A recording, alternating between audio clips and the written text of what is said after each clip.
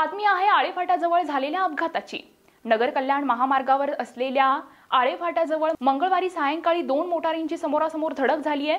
या अपघातात नगर येथील कटारिया दाम्पत्य जागीच मृत्युमुखी पडले, तर त्यांची दोन्ही मुले गंभीर जखमी झालेली आहेत। अपघाताची माहिती मिळताच आळेफाटा व ओतूर येथील व्यापाऱ्यांनी घटनास्थळी धाव घेऊन मदत कार्य केले।